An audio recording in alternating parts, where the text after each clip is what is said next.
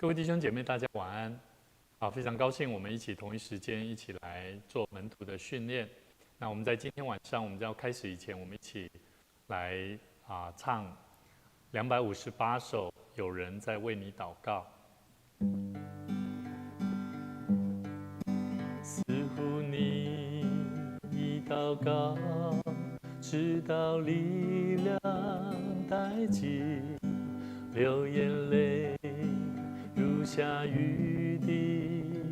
终日不停。主关心而且了解，你能忍受多少，他将告诉别人为你祷告。是否你正处在狂风暴雨之中？你的船支离破碎，疲倦失意，别失望。此时此刻，有人为你祷告，宁静平安将要进入你心。有人在为你祷告，有人在为你祷告。当你觉得寂寞孤单，你内心将要破碎，要记得有人在为你祷告，有人在为你祷告，有人在为你祷告，有人在为你祷告。当你觉得寂寞孤单，你内心将要破碎，要记得有人在为你祷告。记得有人，要记得有人在为你祷告。我们一起来祷告。感谢主，让我们在你的恩典平安的里面，让我们再次聚集，一起来享受神你的话语所对我们生命的祝福。我们恳求你赐给我们智慧，让我们能够学习更多的祷告。但我们很多时候我们不足软弱，是因为我们不晓得祷告会带给我们生命极大的好处跟利益。恳求你赐给我们力量，让我们首先能够明白，我们虽然不会祷告，但有人在为我们祷告。我们晓得，当我们生命在软弱当中的时候，我们需要透过更多的祷告来明白神的心意。恳求神来赐福你的教会，赐福你的儿女跟百姓，让我们每一个你所喜悦的儿女，能够在祷告里面经历神丰盛的恩典与赐福。向你献上祈求跟祷告，也再一次将我们每一位弟兄姐妹在病痛当中的，在软弱当中的，我们都恳求神赐给他们力量，让我们同心合意的一起在神你的话语里面经历神你的大能的祝福。祷告奉主耶稣基督圣名来求，阿们。好，各位弟兄姐妹，大家平安。我们在今天我们要一起来看一个主题，是有关代祷的工作里面。那为什么我们不愿意请人来为我们代祷？那我觉得，当我们不会祷告没关系，但是有一件事情，我觉得我们可以试着先去学习，就是请别人来为我们代祷。那这个动作呢，实际上也是一个非常重要的。我曾经在回想我自己会不会祷告的时候，其实我觉得不是我会祷告，是因为我还不会祷告。所以呢，我记得当我要邀请人来教我怎么祷告以前，我经历过一段时间，就是把我自己想要祷告的事情，请别人来为我代祷，然后请别人为我祷告的当下，我觉得那比我自己在祷告无力感的时候，感觉还要有帮助，甚至更有信心。但我恳求神帮助我们，让我们不仅能够请别人为我们代祷，也能够把我们自己的生命放在祷告里面，去经历更多的恩典跟祝福。所以我们要一起来探讨，为什么我们会不愿意请人代祷？那很多时候我们不愿意请人代祷，可能有几个原因哈。第一个叫做自尊心的骄傲。好，那圣经里面雅各书4章6节说，神阻挡骄傲的人，赐恩给谦卑的人。我们很有可能会认为说，我遇到的这件事情我自己可以解决，所以我不愿意也不需要承认，当我在做这件事情的时候，我自己有软弱跟不足，所以更不会去想到说我做这件事情需要祷告，或者是我做这件事情遇到困难的时候，我需要透过上帝来帮助我。所以人很自然，当我们遇到一件事情的时候，并不是放在祷告当中来恳求上帝，让上帝的大能来帮助我们。所以一个人会害怕别人觉得我们自己如果把自己的需要别人来为我们代祷，往往是因为我们内心当中的我们是怕别人会觉得我们是一个信心不足的人，而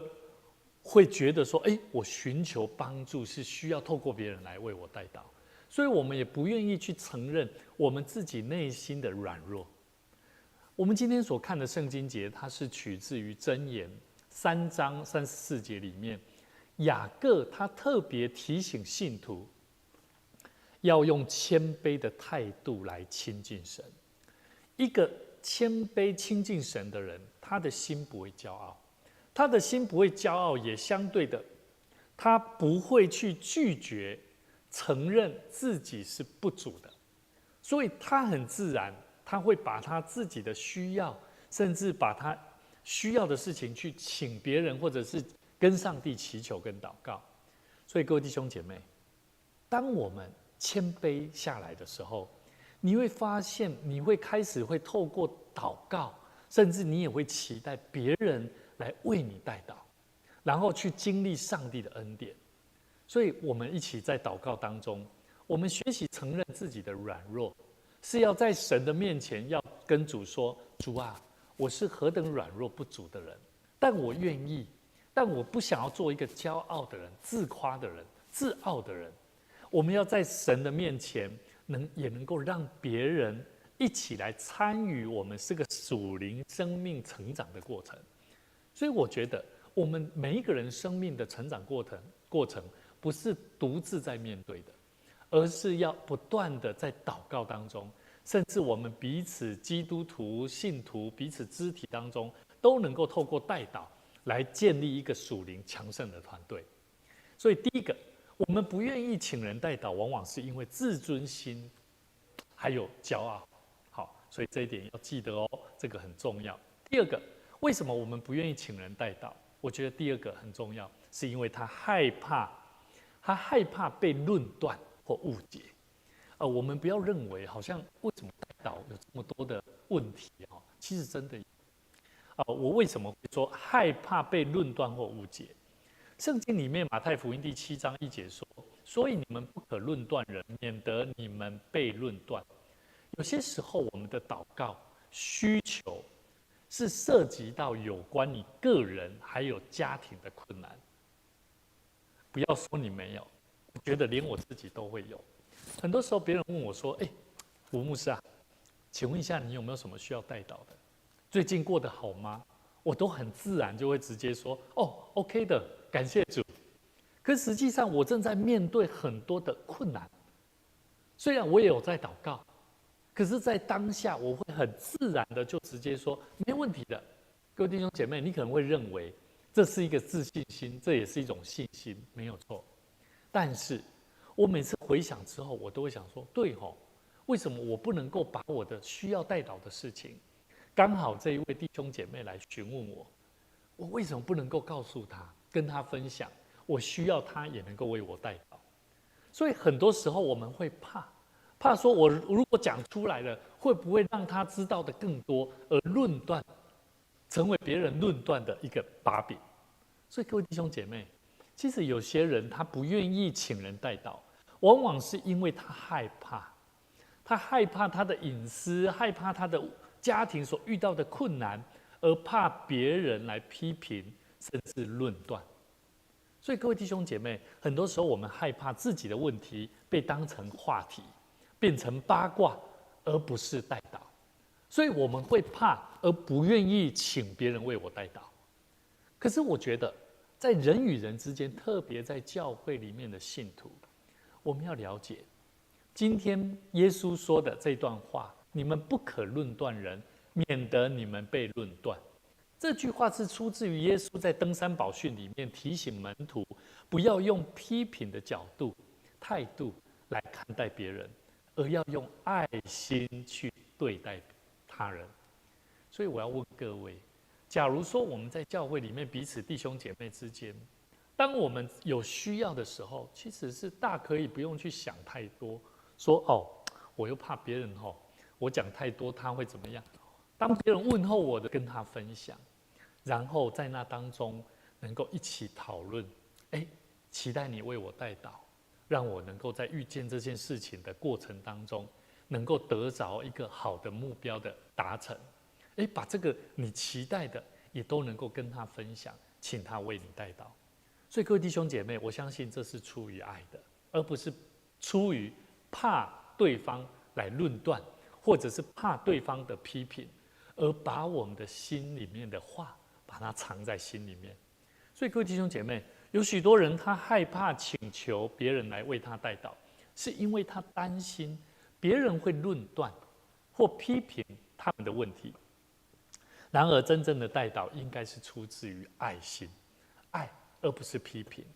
作为一个代祷者，我们要做一个代祷者，我们应该要学习保守秘密。我们不带着论断的心态，而是怜悯跟鼓励。所以各位弟兄姐妹，第二个，很多时候为什么我们不愿意请人代祷，是因为我们害怕被论断或误解。所以大部分牧师的每一次如果在刚好大家一起聚集的时候遇到弟兄姐妹我时常会问候，牧师也要鼓励啦假如说牧者问候你的时候，你试着可以把你心里面期待别人为你代祷的，我相信牧者问候你牧者绝对会保守秘密的。那也期待大家一起学习，我们透过彼此的代祷，来建立一个用爱心，而不是出于批判论断的方式来问候他人。只要我们带着一颗怜悯、慈悲怜悯的心的爱心，用主的爱去关心人，我相信你的问候，我相信别人会愿意慢慢的敞开，把他的需要带到神的面前，一起透过代祷、祝福的祷告，彼此互相彼此勉励。第三个，为什么我们不愿意请人代祷？第三个是不愿意敞开的心。经文里面雅各书5章16节说：“你们要彼此认罪，互相代求，使你们可以得医治。”有些人他习惯自己消化情绪，而不喜欢向人敞开心扉。但是圣经里面雅各书说：“你们要彼此认罪。”大部分我在想应该在会里听错了，然后在彼此之间分享几乎是零了。只要问候到各位一个礼拜过得好吗？大概要说不错，然后经历了很多，或者是说都一切平安。可是我很少听到有彼此认罪的了，或者是彼此认错的，然后为了自己的错误，在那当中好好的彼此认罪，真的很少。可是圣经里面却时常提醒我们，这段经文强调，信徒之间其实代祷的力量很重要，特别是在祷告当中，为彼此的罪、为彼此的错误、生命所需要的帮助，来到神的面前，来得着那灵性的恢复跟身体的医治。我觉得身体的医治可以做什么样认罪呢？我记得我们曾经我们全家人每次只要遇到身体的病痛哈，我们都是在神的面前做认罪，认什么罪？认自己对食物啦，对自己的吃东西的方法啦，好来做认罪祷告。好，以前哈，当我们想要吃什么东西的时候，都会吃很多了。我们全家曾经就是买一整桶的泡面哈。然后我记得我小时候在早上哈，我们全家都是1个礼拜都在吃泡面，甚至吃那种对身体负担很大的这个高含防腐剂的东西。在那过程当中，当我们家里面有身体有微恙的人的时候，我们就开始在神的面前认罪祷告，说主啊，我们并没有好好保护我们自己的身体，我们去接触那一些对我们身体有害的。所以很多时候我们在想，吃东西也是可以认罪的。好，吃东西我们可以在家庭里面，彼此认罪的。所以各位弟兄姐妹，彼此之间，圣经里面教导我们，当我们彼此敞开，互相代求，神的医治跟恩典是会临到我们当中的。这里的医治不仅仅是身体的病痛，他提到的也是内心跟属灵上的恢复。所以各位弟兄姐妹，我们其实应当要培养彼此信任，祷告是必须要敞开的。所以如果在教会、在小组、在人与人之间，我们其实不单单是自己一个人在那边分享神的恩典啊，我觉得更重要的是彼此之间的那种互动关系啊，要怎么样彼此在祷告当中，彼此敞开当中，你可以祷告，你可以透过分享，甚至彼此认罪悔改，彼此激励，把那个福音的为本质的信仰跟生命力，把它分享出来。所以这是期待我们一起来学习的。好，我们要学习敞开的心，彼此来面对面来认识信仰。我觉得这样子对自己的生命，还有对彼此的生命，信仰真理会更有很大的帮助。好，第4个，我们为什么会不愿意请人代祷？有一个原因就是不确定对方是否真的会代祷。好，我想这个原因应该也蛮重的了。譬如说，有人说，我来为你代祷的时候，你会想什么？你一定会想到说，他是不是一个会祷告的人？他讲的话是不是单纯只是片面之词？好，我在想，如果我的孩子他突然间告诉我说：“爸爸，我来为你代祷。”那我也会怀疑，我说：“平时你都没有祷告怎么会突然间想要为我代祷？”所以很多时候，我在想，人与人之间，包含我们已经信主很久的基督徒，当我们要去为别人做代祷者，做一个中保代祷者的时候，我们要了解，很多时候，就算我们自己有人听我们说我要为你代祷的时候，你一定也会想，我们不确定对方是不是真的会代祷。好，也有可能他只是口头上的答应，但并不是真的为我们祷告。甚至我们还会想说，会不会害怕说对方忘记了，甚至只是敷衍的说我会为你祷告。所以各位弟兄姐妹，当我们说放在祷告中，我会为你代祷，我们真的要付诸于行动，为对方付诸于祷告的代价。所以各位弟兄姐妹，圣经里面约翰一书3章18节说，不可只爱在言语和舌头上，总要在行为和诚实上。不可只爱在言语舌头上，总要在行为和诚实上面。老约翰他勉励信徒要有实际的行动，不只是空谈爱。基督徒最常谈的就是爱，要用爱心说成实话。可是讲出来的话都好像没有爱心。不是说讲话很冲，不是，是因为讲话的内容包含很多时候都只是老生常谈，或者是简单的只是问候，可是并没有真正去做一些教导。各位弟兄姐妹，圣经里面特别提醒我们，有人请我们代祷的时候，我们应该要是当场为他祷告。我们要学习抓对时机，时机成熟，实际上抓对那个时候，当场就为他祷告，不用事后，也不用背后，当下说我会为你代祷，其实我们就待会我们一起来祷告。我觉得这个行动很重要，所以以确保我们能够为他们来祷告。所以求主帮助我们，让我们学习，不管在小组里面，在弟兄姐妹之间，当我们听到别人的需要的时候，我们除了说我们放在祷告中，我们还要对他说，我们一起来祷告，好吗？我们这个时候一起来祷告。所以各位弟兄姐妹，这个是必要的，这个是需要的。不要让我们的祷告只不过只是口头上的爱，口头上讲的，要真的付诸于行动。第五个，为什么有人不愿意请人代祷？是因为我们不相信祷告真的会带来改变。大部分的人不敢相信祷告，自己不愿意祷告就算了，有些时候别人要为他代祷，其实他也不太相信，因为他不相信祷告所会带来的改变。所以圣经里面说，你们祈求得不着，是因为你们妄求。所以各位弟兄姐妹，圣经里面雅各书既然有提到这段话，说你们祈求得不着，是因为你们妄求，也就是说祷告会有分别啊，不是说你祷告就一定是应验啊，代表的是祷告很多时候雅各他特别提醒信徒，不是所有的祷告都会得着回应，而是讲到是动机啊。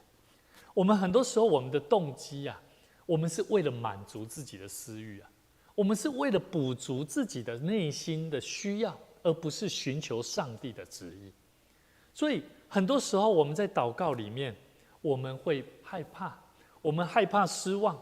我们觉得如果结果没有改变的时候，那么我们的信心会受到影响。那我不如不要祷告，免得我对神对这个信仰而有很大的落差。各位弟兄姐妹，这是有可能的。在很多时候我们不愿意祷告，往往是因为我们不相信这位上帝，我们不相信这位耶稣基督的大能，救恩的大能会为我们的生命带来改变。所以很多时候我们连祷告我们也不想要祷告。所以各位弟兄姐妹，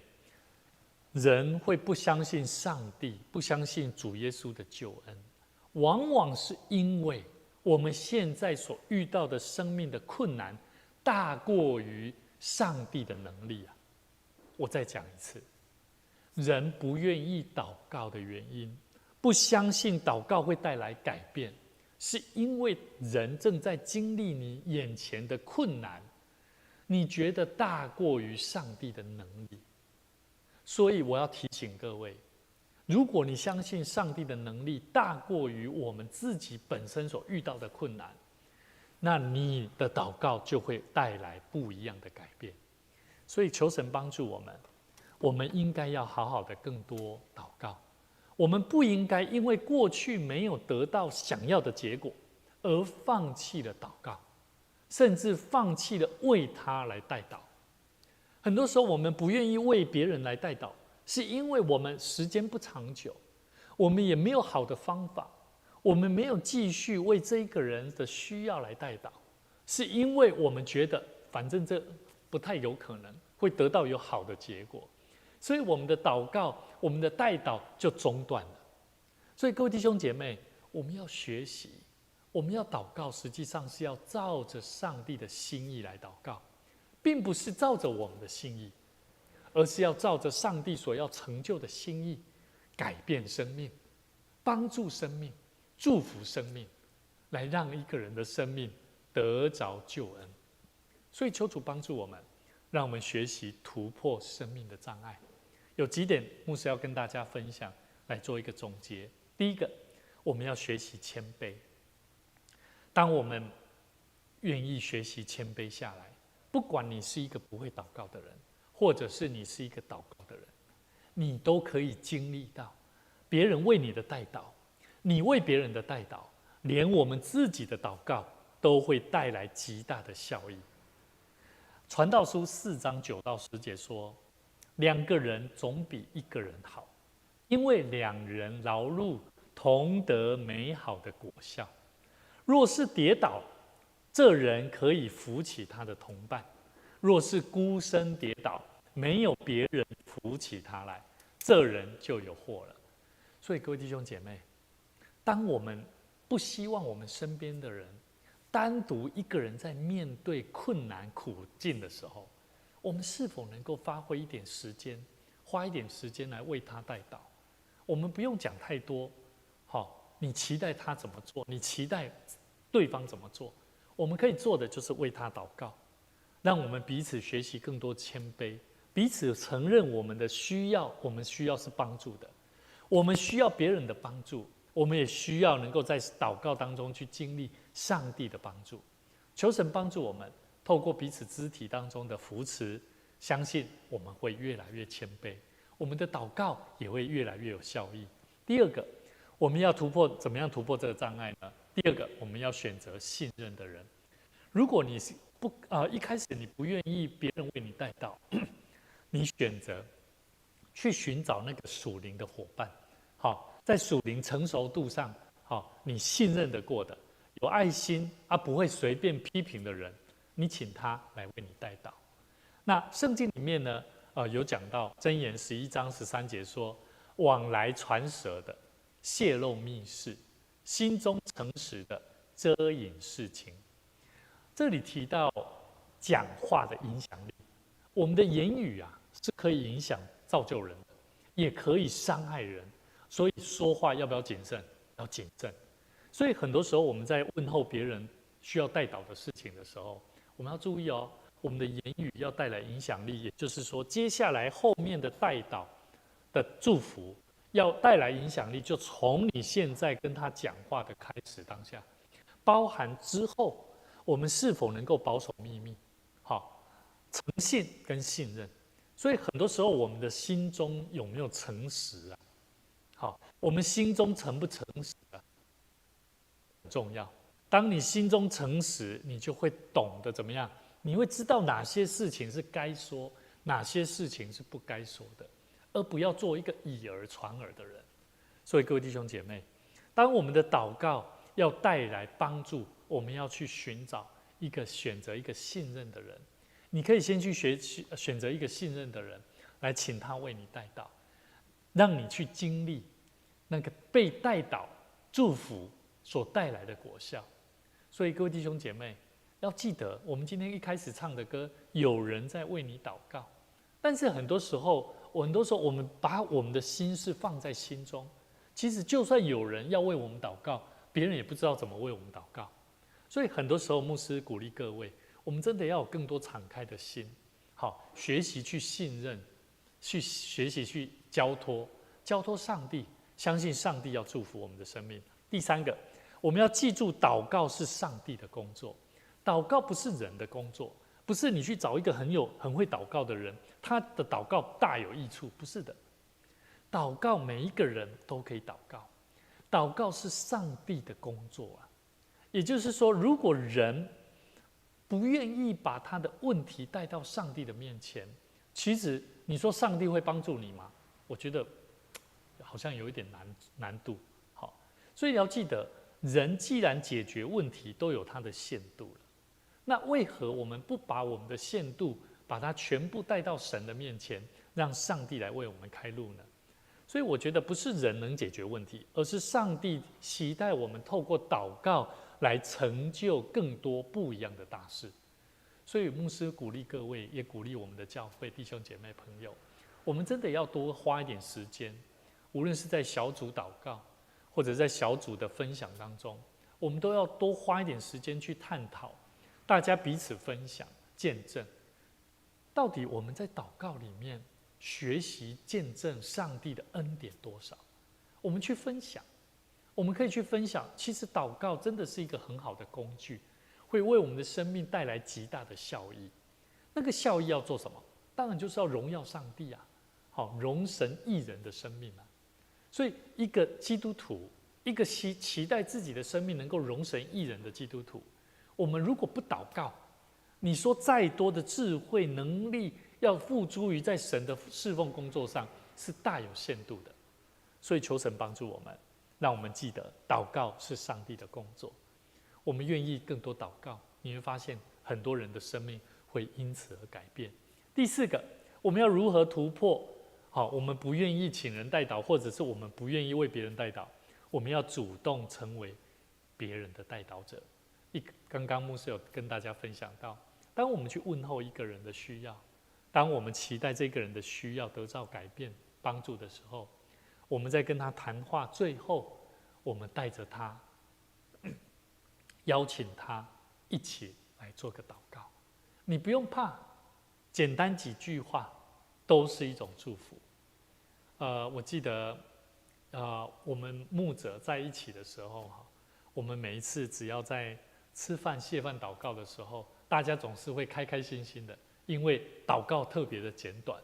可是祷告特别的让人感觉到舒服跟愉快。有人说祷告，我没有办法像牧师、像某些人讲话非常冗长、非常漂亮，但我告诉他们，其实祷告在你的心意，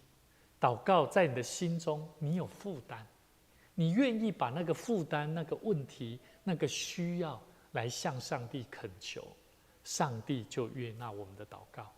所以各位弟兄姐妹，加拉太书6章2节说，当我们你们个人的重担要互相担当，如此就完全了基督的律法。所以我们基督徒不是一直在那边遵守诫命而已，然后第2诫命、第1诫命，然后圣经里面怎么说怎么做。基督的律法，完全的基督的律法，是你们个人的重担要互相担当。所以各位弟兄姐妹，做主的工就是要好好的做彼此弟兄姐妹之间的需要、困难，甚至需要帮助的人，或是未信的人，他的生命我们都需要为他担当。我们彼此互相担当，在祷告当中求主给我们力量。我相信神要帮助我们，祝福我们的生命，让我们的生命能够祝福更多的儿女、更多的百姓、更多的朋友，让他们的生命都能够得着上帝的救恩，得着上帝的平安与赐福。愿主赐福大家。在下个礼拜牧师会跟大家一起来分享，我们要如何按照上帝的心意来祷告。其实祷告最难，我觉得难的部分在于，祷告到底内容要祷告些什么？我们到底如何按照上帝的心意来祷告？我们一起透过神的话，一起来明白，让我们能够在祷告里面能够更多的信心跟力量。愿主赐福大家，我们一起同心来祷告。天父上帝，我们满心感谢你，感谢你带领我们一起来学习神你话语的工作。主，你的话语教导我们要如何敞开我们的心，更多的彼此担待彼此的生命的需要。我们需要更多的祷告，操练祷告，不管是为自己来祷告，或者是为彼此的需要、彼此的困难来互相担当的祷告。我们相信，我们是把生命的问题、生命的难处交托在主你的面前。愿主你赐给我们智慧跟能力，是在祷告当中来经历上帝的大能。我们也恳求神赐福你的教会，让每一位在你面前愿意尽心尽力侍奉神的儿女朋友们，让我们一起经历祷告所会带来侍奉生命的好处，让我们的生命能够为主做光做盐，将生命的福音带到更多需要的人生命当中，让更多的人看见我们是属神的儿女，来见证神的荣耀。感谢赞美主，再一次将我们的生命交在主你手中，愿主你赐福你的教会以及每一位弟兄姐妹朋友。祷告奉主耶稣基督圣名来求，阿们。愿主赐福大家，在每周三的晚上8点，我们同一时间一起来经历神话语的美妙。愿你平安。